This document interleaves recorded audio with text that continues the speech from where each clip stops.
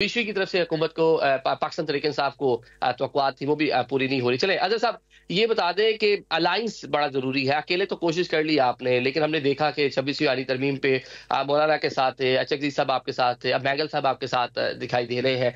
तो एक बड़ा अलायंस बनाने में अभी तक क्यों कामयाब नहीं हो पा रहे आप लोग? बहुत शुक्रिया। एक तो माजिद साहब ने आपके सामने बता दी, और ये कहा जा रहा था ना कि हम हमारे कोई सहूलत का आ रहा है या है, वो बड़ी क्लैरिटी के साथ बात सामने आ गई। और दूसरा वजह है कि यादाश्त कमजोर है ना हम लोगों की। जो जूते पॉलिश करने के लिए नवाज शरीफ हमेशा से एस्टेब्लिशमेंट के खिलाड़ी रहे हैं, और जितने जबरदस्त है चेरी ब्लॉसम या पूरे पाकिस्तान की हर चीज जिन्होंने खत्म कर दी है वो बेचारे शहबाज शरीफ ने। वो तो बाथरूम में भी जाना हो तो पूछे बगैर तो जा नहीं सकते, उनकी हालत इस वक्त की है। और अब दुख और अफसोस होता है कि इस मुल्क का वजीर आजम के अपने अपने ताकत ही कोई नहीं है। जितनी अपॉइंटमेंट ट्रांसफर देख ले, आपको कुछ यानी पता आईनी है तरमीम तो कर ली, अजहर सदीक आईनी साहब? तरमीम तो उन्होंने कुछ कर पता ली, है और आईनी आपको तरमीम के बाद जो अपने बाकी लीडरशिप जो का? कुछ पता देखे है ना, अपने आईनी करतूतों तरमीम का? के बाद तो हालत उनकी ये रहेगी ना, उनके पास रहा कुछ नहीं। और उसके बाद तरमीम एक ऐसी कर दी है, वो 5 साल की एक्सटेंशन की, तो ये तैयारी रखी है अपनी, कोई फर्क नहीं पड़ता इनसे। और हमने देखे, हमने बैकडोर डिप्लोमेसी या हमने कोई डील शील या ढील में कोई यकीन नहीं रखते। हमने अदालतों के सामने पेश किया है और अदालतों ही के सामने पेश कर रहे हैं। और हमारा वो दौर बड़ा जबरदस्त था। हमने किसी तरह से कोई इस तरह की 144 नहीं लगाई। कोई डिटेंशन ऑर्डर बता दे, कोई डिटेंशन ऑर्डर हमने तो जारी नहीं हो। जलसे जुलूस इनके होने दिए, खुले होने दिए, खुला मैदान दिया इनको।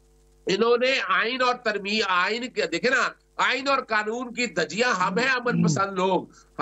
हम किसी तरह के हमने देखे ना, बहुत बड़ी बात ये आ गई, निजामी साहब ने कह दिया कि हमने वो एजुकेशनल पॉलिटिक्स नहीं गए। हमने 144 की वायलेशन के खिलाफ कोशिश नहीं की। हमने डिटेंशन ऑर्डर नहीं तोड़े इनके।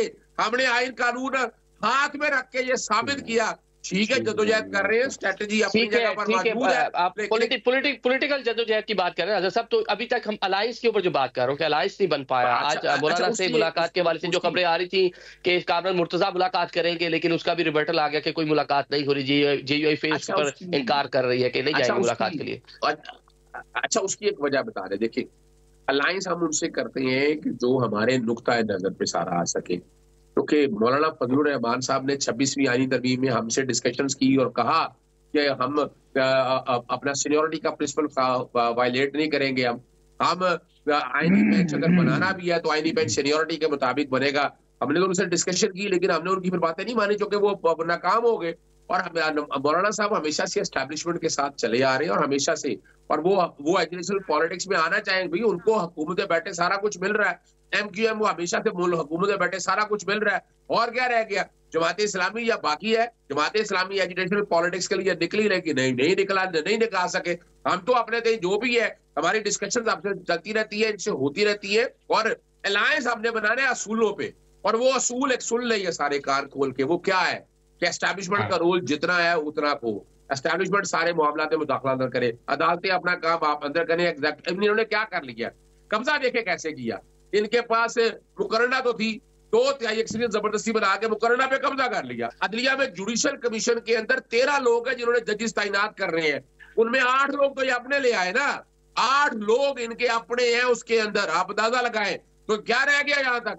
मजाक हो गया ना। और पूरी दुनिया में आईसीजे वगैरह हर एक ने मजाक उड़ाया है कि इस मुल्क में आइन और कानून की धज्जियां जिस तरह इस पार्लियामेंट ने तोड़ी, और जिस तरह इस हुकूमत ने। ठीक हो गया, ये इससे भी बात करेंगे, 26वीं आली तरमीम पे भी बात करेंगे, लेकिन चले तरह भी ये अलायंस पे बात कर लेते हैं। अख्तियार साहब, पाकिस्तान तहरीक इंसाफ इरादा रखती है कि अलायंस बनाकर अपोजिशन जमातें मिलकर आपकी हुकूमत को घर भेज सके, कोई गिरा सके, तो उसके लिए तैयारी मुकम्मल कर रहे हैं वो। हाय, ये पहले तो बेचारे अपना घर जो है तलाश करे कि इनका घर किधर है। इनका तो घर ही नहीं रहा। इनको तो पता ही नहीं है कि ये जिस तरह देखें, आप इनसे सवाल कर रहे हैं, वो आपको इतनी लंबी लंबी तकरीरें कर रहे हैं और आप भी सुने जा रहे हैं। कमाल है, ठीक है, उनकी पार्टी है, वो रिप्रेजेंट कर रहे हैं, लेकिन इररिलेवेंट है। आपके सवाल का कोई जवाब नहीं देंगे। मैं बताता हूं आपको, पीटीआई कोई पार्टी थी ही नहीं। ये तो मांगे तांगे की जमात थी। नून को तोड़कर पीटीआई बनाई गई, मुस्लिम लीग नून को। पीपल्स पार्टी को तोड़कर पीटीआई बनाई गई, जमीयत के लोगों को तोड़कर पीटीआई बनाई गई। आप देखें, एमक्यूएम के लोग इसमें शामिल किए गए, काफ लीग के लोग इसमें शामिल किए। तो दूसरों से लीज पर लिए हुए लोग थे, लीज खत्म हो गई है, द गेम इज ओवर, खेल खत्म शुद। ये इनके साथ कौन इत्तेहाद करेगा? मौलाना साहब करेगा। मौलाना साहब ने 30 साल हमें दर्स दिया है कि इन लोगों के साथ उठना बैठना खाना पीना वो सब हराम है। मौलाना साहब इनके साथ कैसे चलेंगे? मैं देखो 26वीं तरमीम के मौका पर उठे भी है, बैठे भी है, खाने भी खाए हैं, उनको भी इनवाइट किया, खुद चलकर उनकी तरफ भी गए। अपनी बारी पे बात कर लेना अजहर साहब, आप अपनी बारी पे बात कर लें। नहीं मैं नहीं बोल रहा प्यार साहब, ये मेरा क्वेश्चन ऐड कर ले, ये मेरा क्वेश्चन बीच में ऐड कर ले। आप कह रहे हैं मौलाना 30 साल 10 देते रहे हैं कि इनसे मेलजोल नहीं रखना, लेकिन 26वीं तरमीम पे तो सारा काम किया उन्होंने। तो इशारे के नाव में बात कर रहा था, लेकिन अगर आदिल भाई आप साफ लहजे में कहना चाहते हैं तो मौलाना ने ये बात मेरे सामने कई बार की है, सिर्फ जलसों में नहीं, जाती मजलिसों में बैठकर दर्स में हमने सुना है कि इनकी जमात का ताल्लुक जो है वो यहूदी लाबी से है। इनको वोट देना, इनको सपोर्ट देना वो कतअन हराम है, वो बिल्कुल जंग है। जब ये कॉन्स्टिट्यूशनल अमेंडमेंट आ रही थी मैंने इनको बता दिया था कि मौलाना कुछ वक्त तक आपके साथ अगर है तो है, लेकिन वो अल्टीमेट जब ये बात मंजिल पर पहुंचेगी आप कहीं और होंगे, मौलाना कहीं और होगा, या आप ही हमें वोट देंगे, वरना मौलाना का वोट हमारे हक में होगा, आपके हक में नहीं आएगा।